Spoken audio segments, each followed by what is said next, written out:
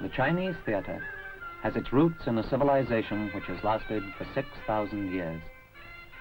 A background of constant warfare, brave deeds, and simple folklore, a heritage of fabulous costumes and uniforms, have formed the theater of today.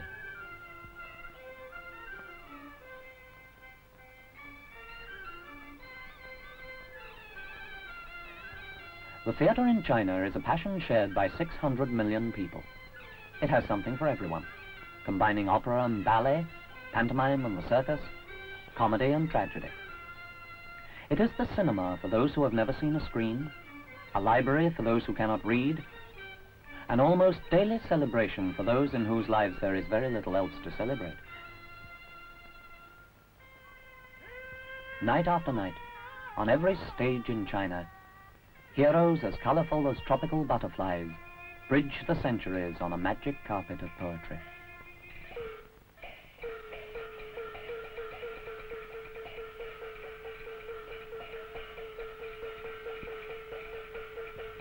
Each soldier, each general, each character is as familiar to the Chinese spectators as Cinderella, Robin Hood, or Harlequin are to Western eyes.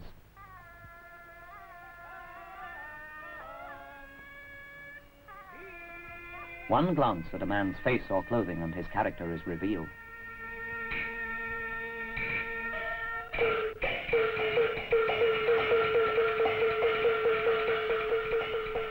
No general moves without his army, symbolized by the banners which stream from him like the rays of a stormy sun. Princesses are gold. The faces of traitors are blotched with white.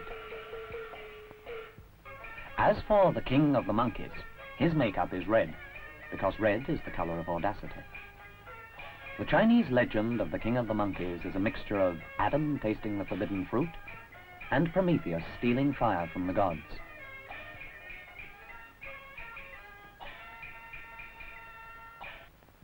A long red beard denotes a black-hearted villain.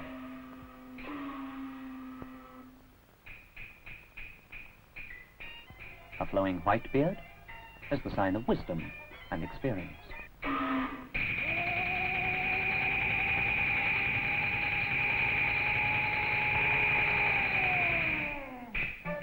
An unpainted face means a quiet, unoffending character, like Su Xian, with whom the white fairy has fallen in love. Because of a misunderstanding, she and her attendant believe that Su Xian has been unfaithful. The attendant is about to run him through with her sword. But the white fairy, whose grief is much stronger than her hate, intervenes.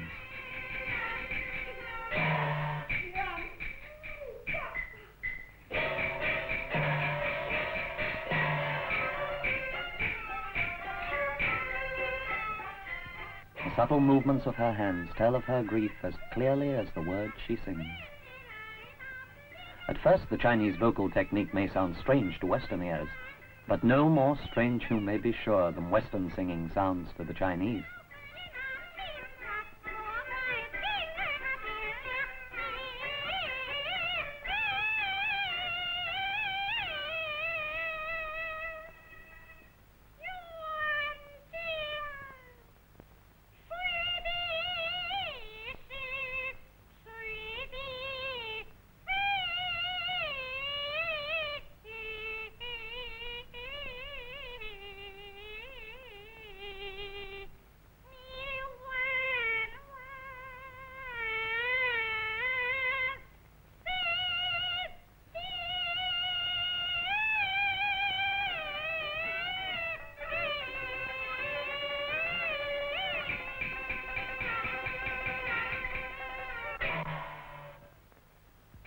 The gods discover that the insolent king of the monkeys has tasted the forbidden fruit. All the inhabitants of the Chinese Olympus join forces to punish him. The Jade Emperor, the 9 planets, the 12 hours, the god of the 4 eastern regions, the signs of the zodiac, even the immortal Lao Tzu unite to oppose the defiant Monkey King. But mortals can be cleverer than gods, and our hero is as cunning as a wagon load of monkeys.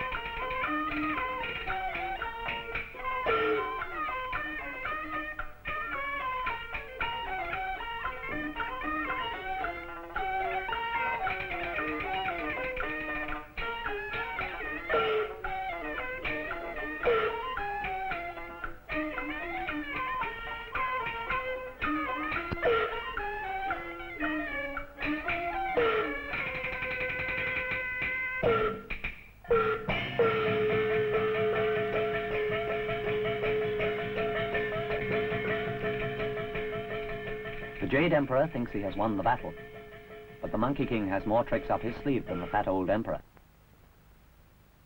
All he needs to do is to pull a magic hair from behind his ear, and the tables are turned.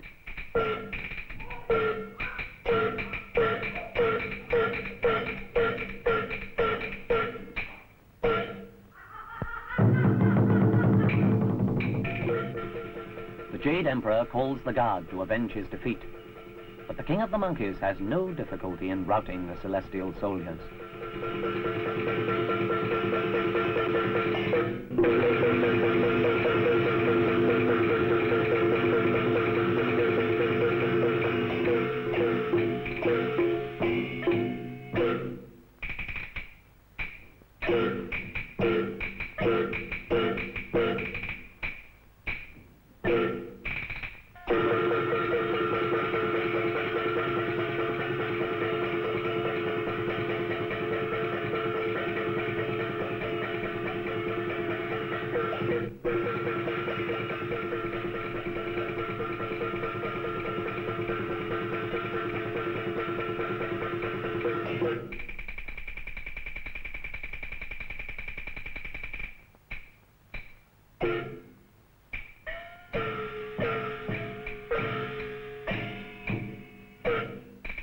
Finally, he and his subjects celebrate the victory of cunning over force, of humanity over the gods.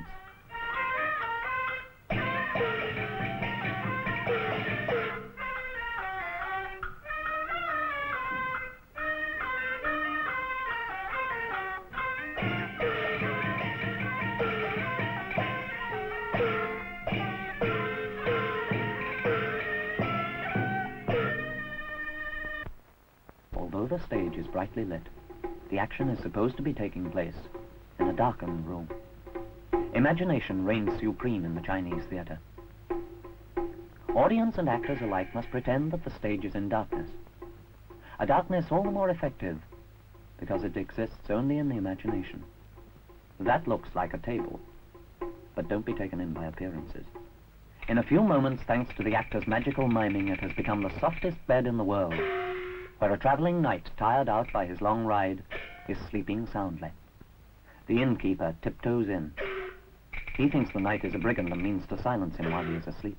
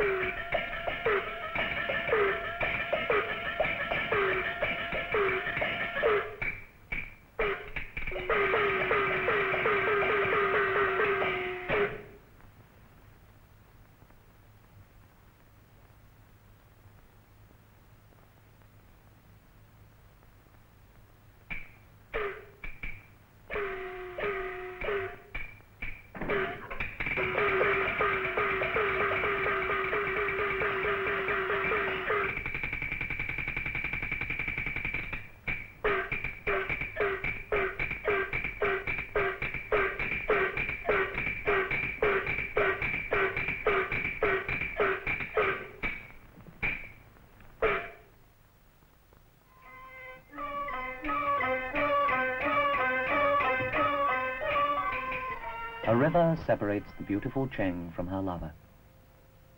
How is she to get across? She decides to hail a boatman.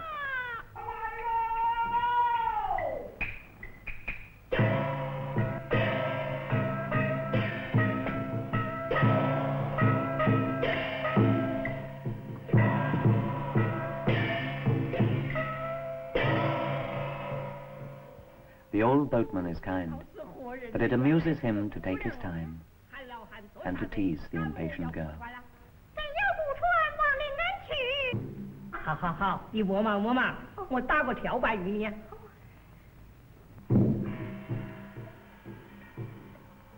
我的绳子上去了。